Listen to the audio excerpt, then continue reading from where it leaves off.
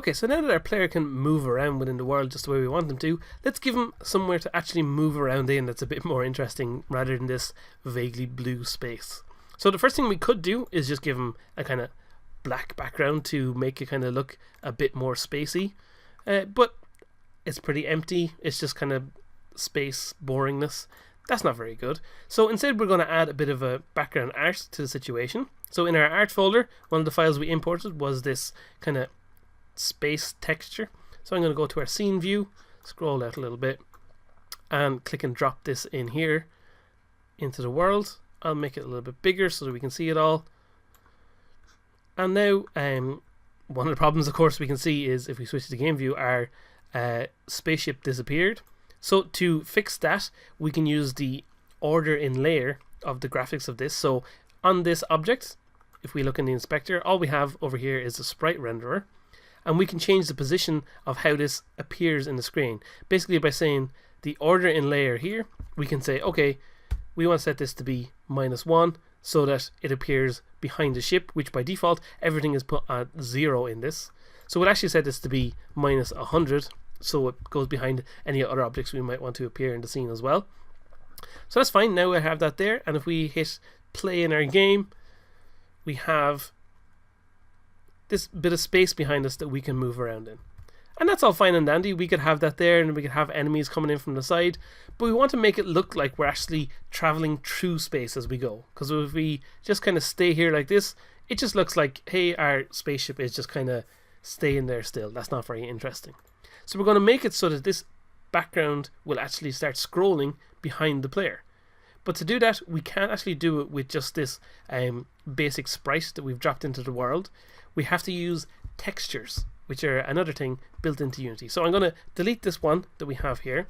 What we need to do is go into our materials folder, and we're going to create a new texture here. So we're going to create a new material texture, and we'll call this we'll just call this background, like that. And we want to apply the image that we used that we have in our art folder to our material that we just created. But to be able to apply it, we can't just leave it as this basic sprite that we have. We actually have to go and change our texture type here to be default, so that we're just a kind of normal texture that you would use on like 3D objects in a game. And what we'll do is go down to wrap mode here and set it to repeat, so that we can constantly make this same image loop around as it moves. So we'll apply those changes there, and then we'll go back to our materials, this new background material we created, and we're going to go to which one is it now? We want to do a standard. There we go. We go to legacy and diffuse. We want to keep it nice and simple and nice and basic, and here we can select a texture to use, and we're going to select that space kind of background that we created as a texture, and now we can use that to apply to objects within our world. So to apply it into something in our world, we need to use a 3D object that we can apply it to, but we're actually going to apply it to not just a 3D object, but a flat 3D object. So we're just going to go to game object up here, and we're going to go to 3D objects, and we're going to create a plane, which is technically just a flat object. So at the moment it doesn't have anything that we can see, but what we want to do is because we're in a 2D view, we can actually see where our plane is. So we're actually going to grab it on the x-axis and rotate it like this, and you'll see suddenly it comes into view and we can see it, and we actually want to set our rotation to be -90. So it creates it as this perfectly square object in the world. It gives it an orange outline just so we can see it when it's selected. If we click off, it gets disabled. So let's go back into our plane, and we're going to stretch this out so it's wider than the camera and just a little bit taller than the camera. We don't need it to be square, we're not too worried about that. And now what we can do is click and drag our material we created and just pop it on top of our background plane. And now if we switch to our game view, we have our background space view available to us, and that's all fine and dandy. But now we need to make it so that it actually scrolls along behind it, and to do that we're going to need to create a new script. So we're going to go into our script folder and create a new C# script that we will call our scroll background script. So we'll open this up in MonoDevelop, and very simply all it's going to do is we're going to give it a value of speed, of how fast it should move, and it's going to just constantly move that little image in the background a little bit every frame. So to do that, we're going to say, okay, we need to move this object by a certain amount of speed. So we'll say public float scroll speed. So that'll be how quickly it moves. But if we're going to move it, if we go back into the game and look at our plane, so the thing that actually makes this appear to us so that it's a visible object is the mesh renderer. So the mesh renderer is what shows the object to us, and we want to be able to access that so that we can move the image along to the side as we're going. So we'll go back into our MonoDevelop script, and we'll say, okay, we want to access that, so we want to access our renderer that's attached to us that we'll just call it rend to keep it nice and simple.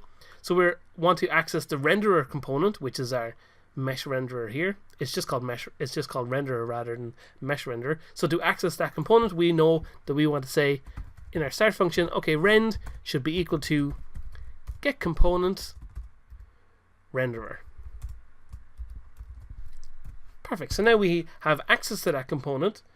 So down here in our update, what we're going to do is create a new float value. So we're going to say float here that we're going to call offset. So offset is going to be how much we want our background to move by. And the way we work that out is by taking time.time. So that is the time at the beginning of this frame. So it's how many time since the start of the game has gone. And we're going to multiply that by minus scroll speed. Oh, I spelled that wrong. So we're going to multiply that by minus whatever our speed is that we set it as. And the reason we do that is it's kind of complicated behind the why that works with Unity. It's just one of the weird kind of quirks of how it works in the game. The only thing to really know is basically that this works. You can kind of fiddle around with it and you can play with the values yourself and see how they affect the texture when we apply it to the game. But you basically, all you really need to know is that this is the simple bit of code that will allow us to work out how much our background will move within the game. So then we will apply that to our renderer. So on our renderer, we will access the material, which is what shows us the background object. And we are going to set texture offset.